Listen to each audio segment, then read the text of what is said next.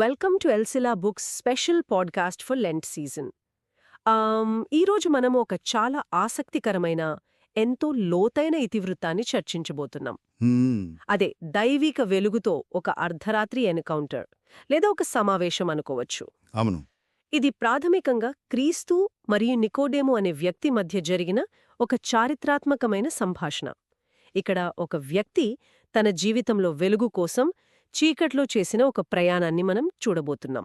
సరే, దీన్ని వివరంగా పరిశీలిద్దాం. ఇక్కడ అత్యంత ఆసక్తికరమైన విషయం ఏమిటంటే, ఈ సంభాషణ కేవలం ఇద్దరు వ్యక్తుల మధ్య యాదృచ్ఛికంగా జరిగిన మాటల మార్పిడి కానేగాదు. మ్మ్, అంటే ఇంకేదైనా లోతైన అర్థం ఉందంటారా? ఖచ్చితంగా. ఇది అక్షరాల భౌతికమైన చీకటి నుండి దైవికమైన వెలుగు వైపుకు ఒక మానవుడు సాగించే ఒక గొప్ప ప్రయాణానికి ప్రతీక. ఓహో. ముఖ్యంగా ఆ కాలం నాటి సామాజిక, రాజకీయ పరిస్థితులను గమనిస్తే దీని తీవ్రత మనకు మరింత స్పష్టంగా అర్థమవుతుంది. ఆ నేపథ్యం గురించి కొంచెం ఆలోచిస్తే, నికోదేము యేసును కలవడానికి పగటిపూట కాకుండా అర్ధరాత్రి సమయంలో రావడం అనేది వెంటనే మన దృష్టిని ఆకర్షిస్తుంది కదా. నిజమే. సాధారణంగా జ్ఞానం కోసం అన్వేషించేవారు అలా దాచిపెట్టుకుని రారు కదా. అతను చీకటిని ఎంచుకోవడానికి ప్రధాన కారణమేమిటంటారు?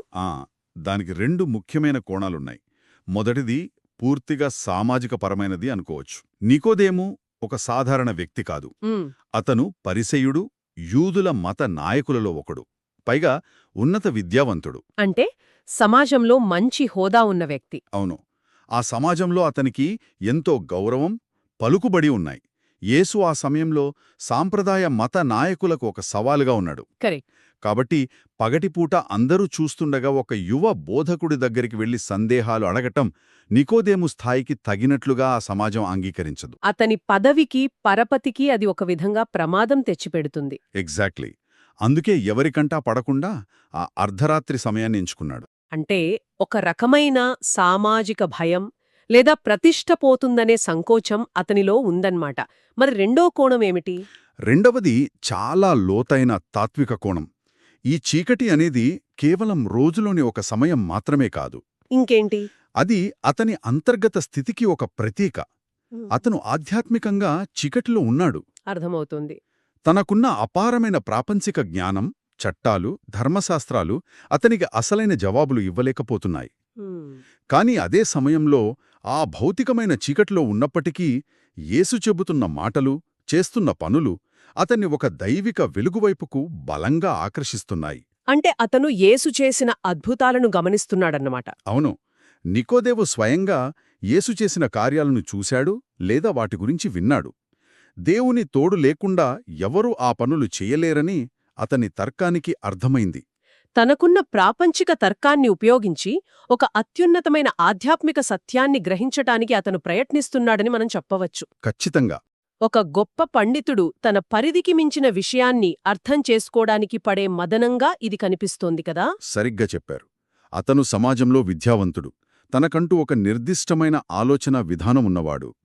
దశాబ్దాలుగా అతను నమ్మినా, నేర్చుకున్న ఒక చట్రముంది. ఆ చట్రంలో యేసు బోధనలు ఇమిడేలా లేవు. అదే కదా అసలు సమస్య.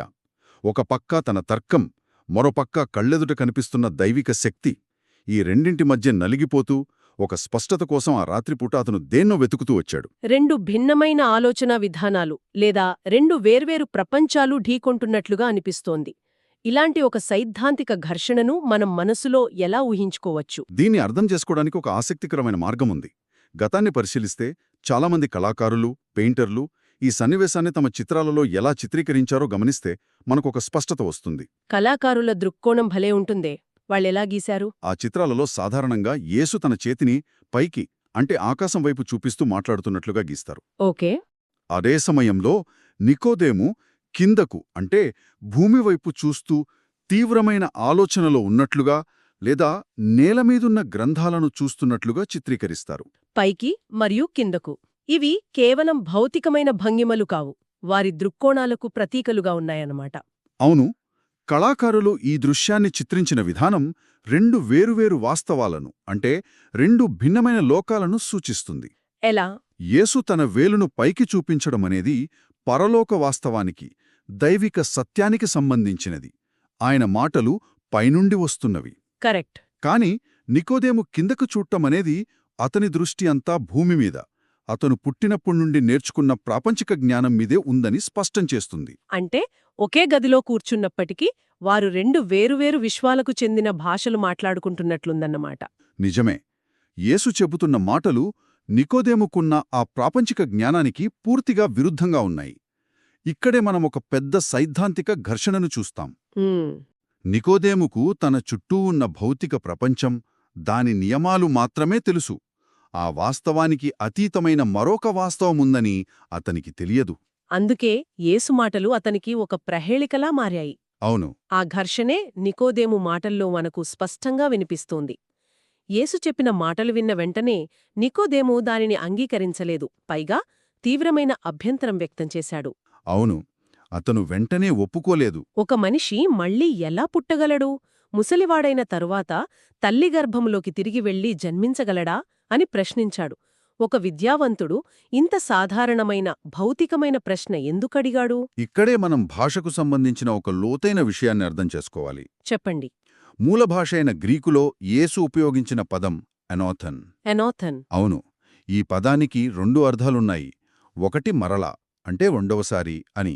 రెండవ అర్థం పైనుండి అని. ఓహో, రెండు అర్థాలున్నాయా? అవును, యేసు తన ఉద్దేశంలో ఒక వ్యక్తి పైనుండి జన్మించాలి, అంటే దైవికంగా జన్మించాలి అని చెప్తున్నాడు. కాని నికోదేము దాన్ని అలా తీసుకోలేదు కదా? ఖచ్చితంగా. ప్రాపంచిక జ్ఞానంలో మునిగిపోయిన నికోదేము మెదడు ఆ పదాన్ని కేవలం భౌతికమైన అర్థంలో, అంటే మరలా అని మాత్రమే స్వీకరించింది. ఇది చాలా ఆసక్తికరంగా ఉంది. ఒకే పదానికి రెండు అర్థాలున్నప్పుడు మనం ఏ లోకానికి చెందిన వారమైతే ఆ అర్థాన్నే తీసుకుంటామన్నమాట. సరిగ్గా చెప్పారు. ఒక భౌతిక శాస్త్రవేత్తకు గురుత్వాకర్షణ లేని మరో కోణం గురించి చెబితే ఎలా అర్థం కాదు?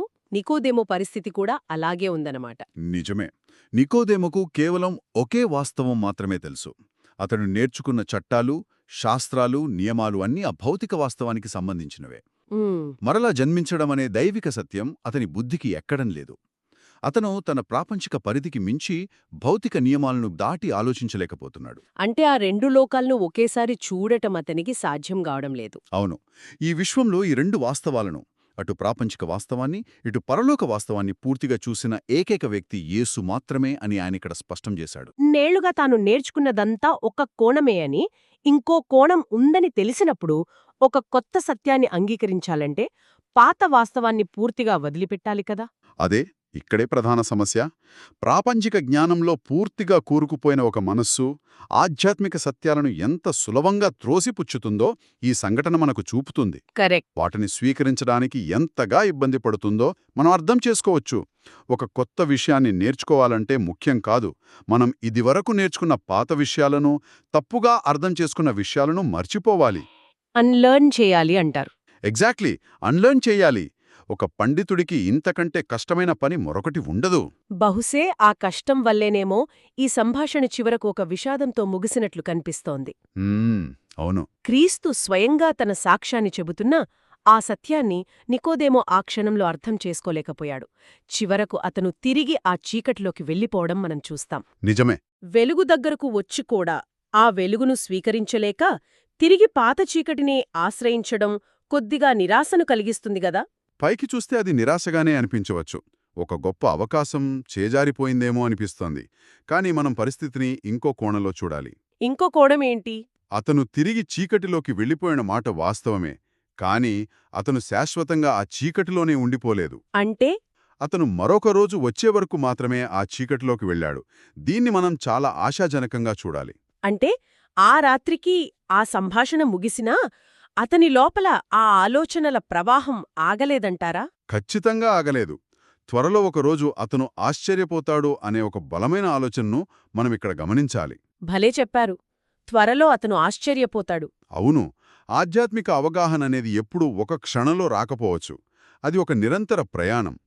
మనం ఒక గొప్ప సత్యాన్ని విన్న వెంటనే గ్రహించలేకపోవచ్చు. మన పాత నమ్మకాలను వదులుకోవడానికి కొంత సమయం పడుతుంది కదా? ఖచ్చితంగా. దాని మన మనసుకు అన్వయించుకోవడానికి సమయం పడుతుంది. విత్తనం నాటిన వెంటనే చెట్టు రాదు కదా? అది మొలకెత్తడానికి చీకటిలాంటి మట్టిలో కొంతకాలం ఉండాలి. సరైన పోలిక చెప్పారు.